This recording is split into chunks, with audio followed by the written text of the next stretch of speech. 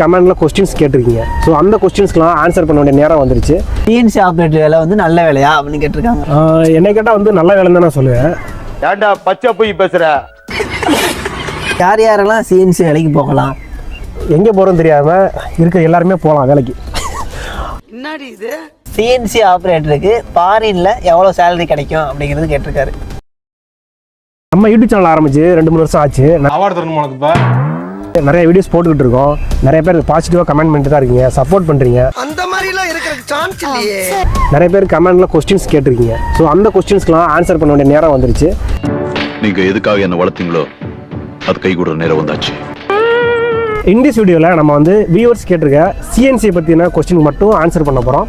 So வாங்க போகலாம். First comment யாருன்னா ராஜ்ங்கிறது பண்ணியிருக்காரு. என்ன பண்ணியிருக்காருன்னா சிஎன்சி ஆப்ரேட்டர் வேலை வந்து நல்ல வேலையா அப்படின்னு கேட்டிருக்காங்க. என்னை கேட்டால் வந்து நல்ல வேலைன்னு தான் நான் சொல்லுவேன். ஏன்டா பச்சை போய் பேசுற? ஏன் அப்படின்னு பார்த்தீங்கன்னா சில வேலைகளை கம்பேர் பண்ணும்போது இந்த சிஎன்சி ஆப்ரேட்டர் வேலை வந்து கொஞ்சம் நல்ல வேலை தான். இன்னும் ஸ்டார்டிங்கில் வந்து கொஞ்சம் கஷ்டமாக இருக்கும், நின்று ஒர்க் பண்ண முடியாது, புரியாது வேலை. அப்புறம் போக போக பழகிடும். பட் நீங்கள் பழகிட்டீங்க அப்படின்னா நல்ல பெனிஃபிட்ஸ் இருக்குது ஃபியூச்சரில். ஸ்டெப் பை ஸ்டெப்பாக வந்து நீங்கள் நல்லாவே போகலாம். ஃபியூச்சர் நல்ல ஃபியூச்சர் இருக்குது. பட் ஸ்டார்டிங்கில் கொஞ்சம் கஷ்டம். கொஸ்டின் கேட்டிருக்காரு, இந்த வேலையில் ஃபியூச்சர் அண்டு கெரியர் growth எப்படி இருக்கும்? இது வந்து நல்ல கொஸ்டின் தான். நிறைய பேருக்கு இந்த டவுட் இருக்குது, நம்ம இந்த ஃபீல்டில் போனால் கரியர் growth எப்படி இருக்கும் அப்படிங்கிற டவுட் இருக்குது. ஸோ என்னை பொறுத்தவரை பார்த்தீங்கன்னா நல்லாவே கரியர் growth இருக்குது, நல்ல ஃபியூச்சர் இருக்கும். ஏன் அப்படின்னு சொல்கிறேன்னு பார்த்தீங்கன்னா நீங்கள் வருஷம் முறை ஓப்பனிங் இருக்க ஜாப் ஓப்பனிங் இருக்க ஒரு ஃபீல்டு பார்த்தீங்கன்னா அதுதான். நீங்கள் சும்மா வந்து கூகுளில் போய் செக் பண்ணி பார்த்தீங்கன்னாவே தெரியும். CNC operator job vacancy check பண்ணி பார்த்தீங்கன்னா 1000 கணக்கில் வரும். அந்தளவுக்கு வந்து ஜாப் டிமாண்ட் இருக்க ஒரு வேலைன்னு கூட சொல்லலாம். இன்னொன்று வந்து பார்த்தீங்கன்னா ஃபாரின் கண்ட்ரீஸ்லேயும் நிறையா ஜாப் ஓப்பனிங் வந்து இருக்குது. சேலரின்னு பார்த்தீங்கன்னா கொஞ்சம் டீசெண்டாக தான் இருக்கும். அப்புறம் வந்து ஸ்டெப் பை ஸ்டெப்பாக நீங்கள் வந்து கரியர் growth பண்ண முடியும். இப்போ ஆப்ரேட்டரை ஜாயின் பண்ணி இல்லை ஸ்டெப் பை ஸ்டெப்பாக சட்டர் லெவலு, அப்புறம் programmer level, supervisor level, manager level கூட நீங்கள் போக முடியும். அப்படி போகிறது வந்து உங்கள் கையில் தான் இருக்குது. நீங்கள் வந்து ஆப்ரேட்டரை ஜாயின் பண்ணி ஆப்ரேட்டரில் இருக்கிறதும் ஸ்டெப் பை ஸ்டெப்பாக லேர்ன் பண்ணி மேனேஜர் லெவல் போகிறதும் உங்கள் கையில் தான் இருக்குது. ஸோ இது நல்ல கரியர் growth இருக்குது, அது வந்து உங்கள் கையில் தான் இருக்கு. அடுத்து தல ராகுலுங்கிறவர் கேட்டிருக்காரு, யார் யாரெல்லாம் சிஎன்சி வேலைக்கு போகலாம்? ஓகே, ஸோ ஆப்ரேட்டர் வேலைக்கு யாரெல்லாம் போகலாம் அப்படின்னு தான் கேட்டிருக்காரு. ஸோ ஐடி காலேஜ் முடிச்சுட்டு எங்கே போகிறோன்னு தெரியாமல் இருக்க எல்லாருமே போகலாம் வேலைக்கு. என்னடி இது?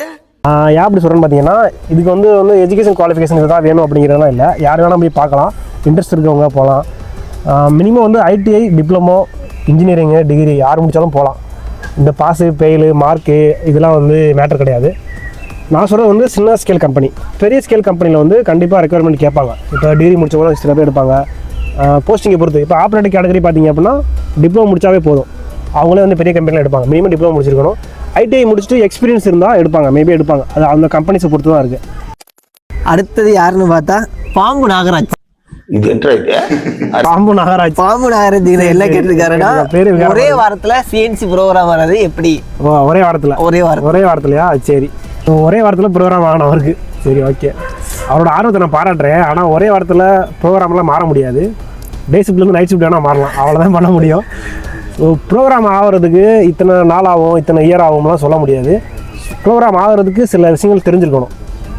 அந்த விஷயங்கள் எப்போ தெரியுதோ அப்போ நீங்கள் ப்ரோக்ராம் ஆகிடலாம். ஸோ அது என்னென்ன விஷயங்கள் அப்படிங்கிறத நான் ஃபியூச்சரில் வீடியோ போகிறேன்.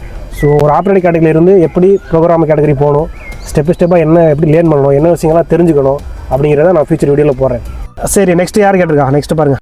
Next question Ramesh 96 கேட்டிருக்காருண்ணே. சரி, என்ன கேட்டிருக்காருன்னா சிஎன்சி ஆப்ரேட்டருக்கு ஃபாரினில் எவ்வளோ சேலரி கிடைக்கும் அப்படிங்கிறது கேட்டிருக்காரு. ஸோ இதுவும் ஒரு நல்ல கொஸ்டின் தான். நிறைய பேருக்கு டவுட் இருக்கும், எனக்கே இருந்துச்சு தான். இந்த கொஸ்டினுக்கு ஆன்சர் பார்த்தீங்க அப்படின்னா நீங்கள் போகிற கண்ட்ரியை பொறுத்து தான் இருக்குது. நீங்கள் போகிற கண்ட்ரி, அப்போ நீங்கள் போகிற கம்பெனிஸை பொறுத்து தான் இருக்குது. எல்லா கண்ட்ரிலையும் ஒரே மாதிரி இருக்காது சேலரி. இப்போ சிங்கப்பூர் பார்த்தீங்க அப்படின்னா 60,000 80 வரைக்கும் வாங்கலாம், 80,000 வரைக்கும் வாங்கலாம். இப்போ மலேசியா பார்த்தீங்கன்னா அதே தான், ஒரு 50,000 80,000 வரைக்கும் வாங்கலாம். இப்போ துபாய் பார்த்தீங்கன்னா 45 to 80 அந்த மாதிரி இருக்கும். இப்போ யூரோப் கண்ட்ரிஸை பார்த்தீங்க அப்படின்னா யூரோப் கண்ட்ரிலையும் சில கண்ட்ரிஸ் பொறுத்து மாறும். இப்போ யூரோப் கண்ட்ரியில் நிறையா கண்ட்ரிஸ் இருக்குது. இப்போ ஜெர்மனி அதெல்லாம் பார்த்தீங்கன்னா ஹை லெவல் சேலரி இருக்கும். இப்போ அதுக்கு கீழே உள்ள சில நாடுலாம் பார்த்தீங்கன்னா அதுக்கேற்ற மாதிரி சேலரி கொடுப்பாங்க. அங்கே வந்து ஆவரேஜாக பார்த்தீங்க அப்படின்னா ஒரு 60,000 80,000 வரைக்கும் சேலரி கிடைக்கும்.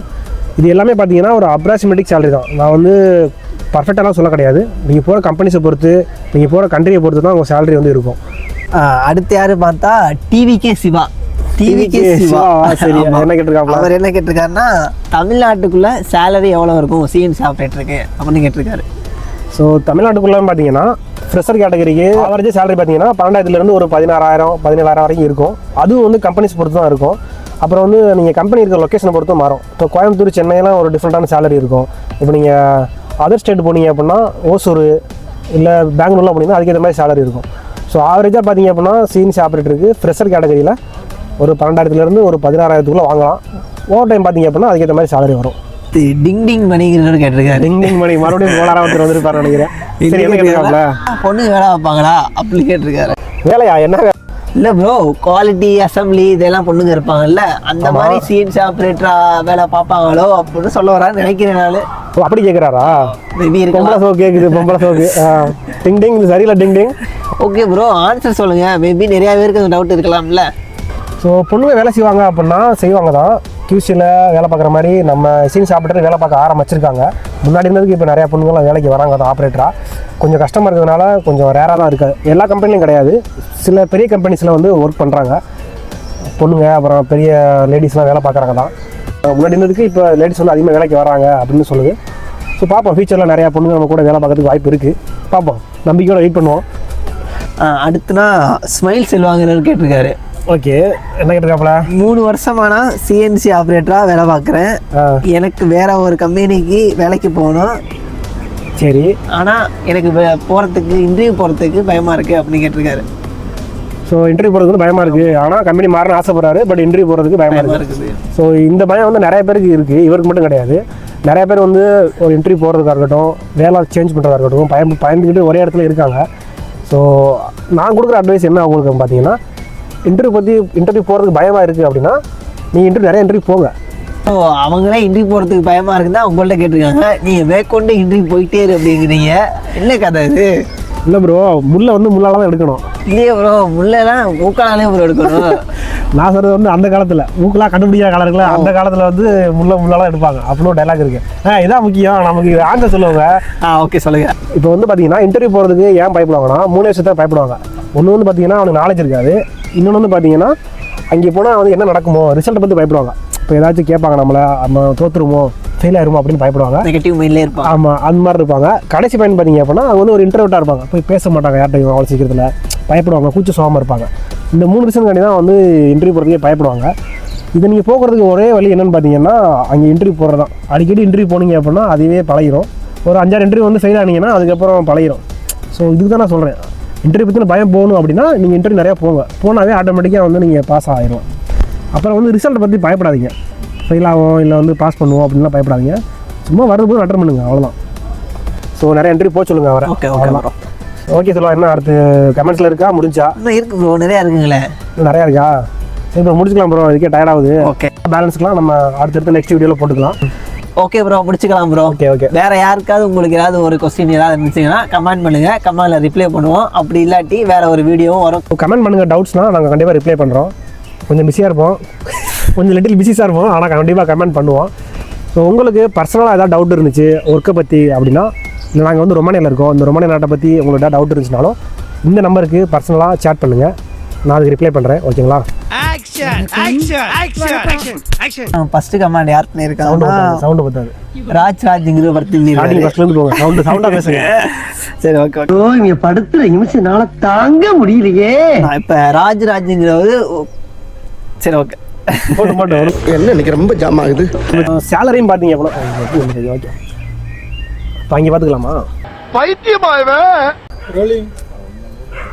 ஆக்சன் சொல்லுங்க. சொன்னா மட்டும் கிழிச்சிருவேன் நீயே. இப்போ மலேசியா பார்த்தீங்க அப்படின்னா இல்லை